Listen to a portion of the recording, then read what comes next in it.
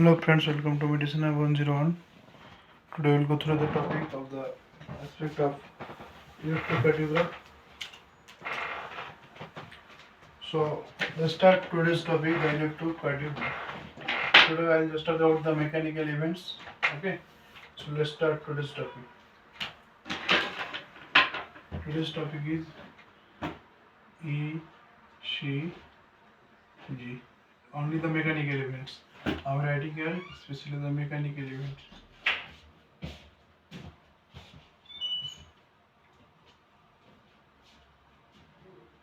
Only the mechanical events. Okay.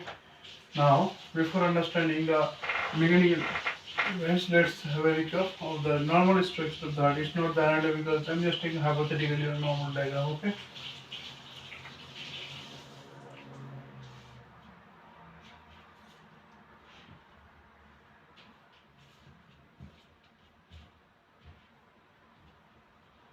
Okay. Now we all know that outside of the heart there is the structure of the pericardiums. Okay. And that is epicardium, pericardium, parietal layer, visceral layers.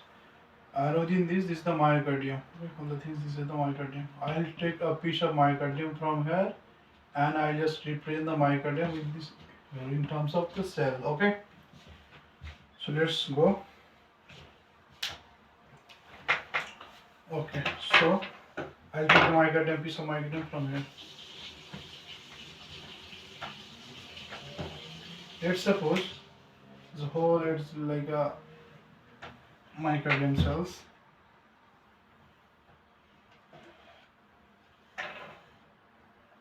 Okay, these are myocardial cells. Let's suppose let's take 1, 2,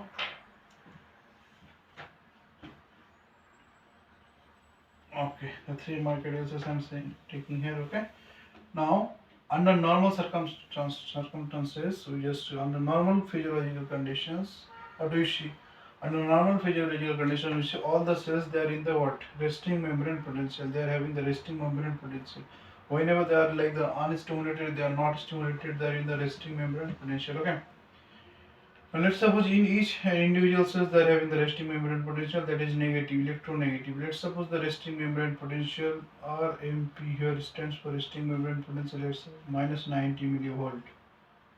Okay, it's unstimulated, there is no stimulation. Let's suppose by any regions there is stimulations, but still the myocardial cells are stimulated.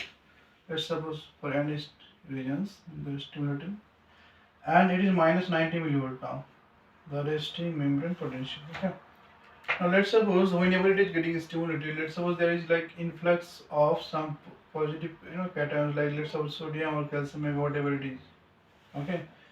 And whenever the exposures, whenever there is like these things, this sodium or calcium, like the cations, they will take the resting membrane potentials up to a little bit more. That let's suppose it's minus 70 millivolt, and this is known as the threshold potential. This is this minus 70, from minus 90 to minus 70. Whenever minus 70 is coming, let's consider it as a threshold potential. And whenever the resting membrane potential will reach up to the threshold potential, I'm just writing it TP, threshold potential. Whenever it will reach up to the threshold potential, at that time we will see that within the membrane there are some voltage sensitive sodium channels. Okay, so the voltage sensitive sodium channels will be opened. Let's suppose just consider it is this another thing, this another thing. This sodium channels, this sodium is coming, calcium is coming, totally different from this one. Whenever this resting membrane potential will reach up to the threshold, at the time only the voltage sensitive sodium channels will be opened. And let's suppose the sodium channels is sodium, there will be influx of the sodium, too much influx of the sodium. Yeah. And whenever the sodium is coming, it will take the threshold potential a little bit more. Let's suppose it is taking the threshold potential up to, let's suppose it's plus 10 millivolt. Okay, so it is taking the threshold potential up to the plus 10 millivolt, and whenever it will just reach up to the plus 10 millivolt, at the time there will be opening of the potassium channels. There will be the opening of the potassium channels. Okay. So whenever the potassium channels are opened, at that time the potassium, there will be influx of the potassium, and whenever there will be influx of the potassium, at the time we will see the positive. That means it was plus 10, it will be a little bit deflated. Why? The more amount of the cations they are going outside of the cell. So let's suppose it is deflated a little bit here. Okay. Now in the same time you have to know one more thing. In the same time the calcium channels, they are also opened, but these two opposite what? In this case we will see the calcium, there will be influx of the calcium, and whenever there is influx of the calcium, and there is also simultaneously what, the influx of the potassium and influx of the calcium. So for a while, for a brief time, there will be no net change in the potential. So we just consider this one as this thing. Okay, there will be no change, net change, and after some time we will see this calcium channel will be blocked. Okay, this calcium channel will be blocked, but still the potassium channel will be open after that. Okay, and the potassium influx will be continuing.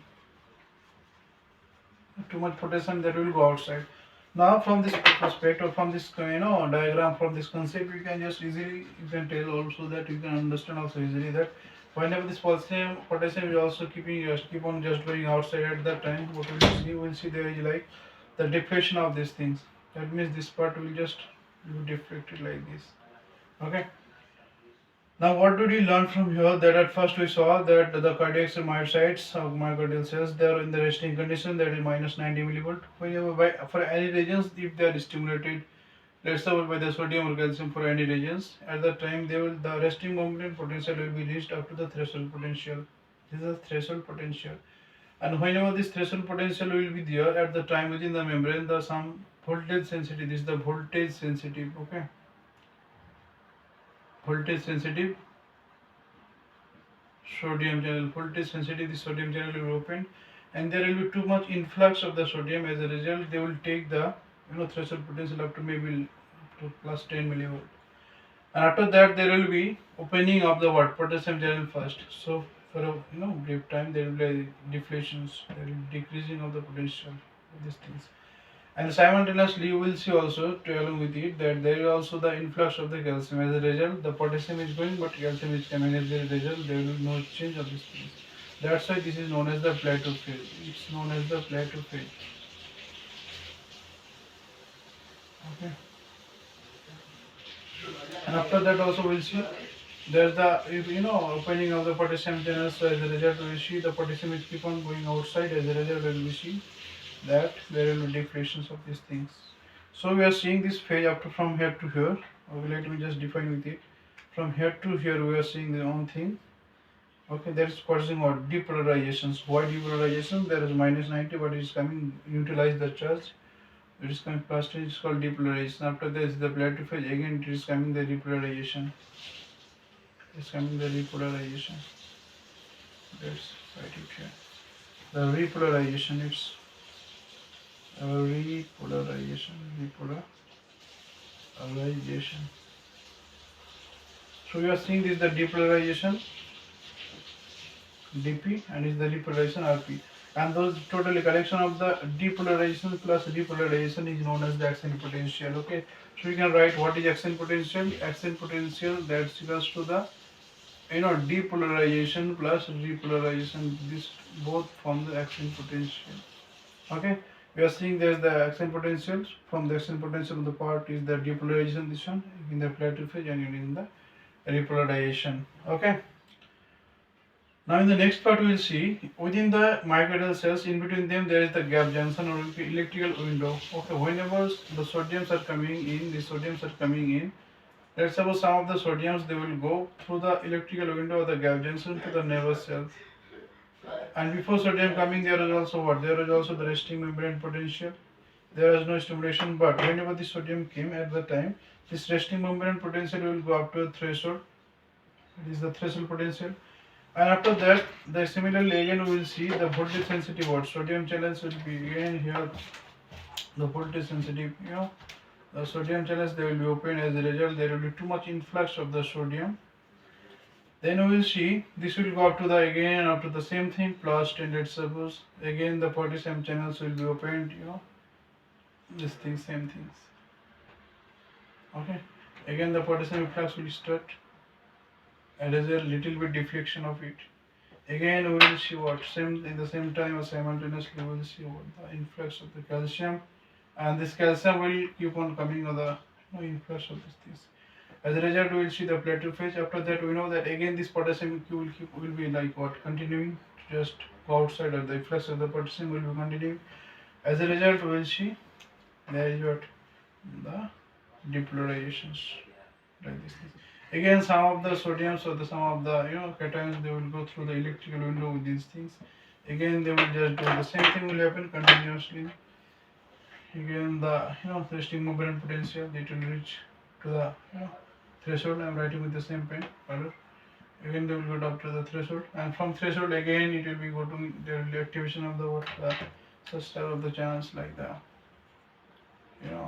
sodium channels. There will influx of the sodium, and again it will reach up to the plus 10 so again there will be the opening of the potassium channels.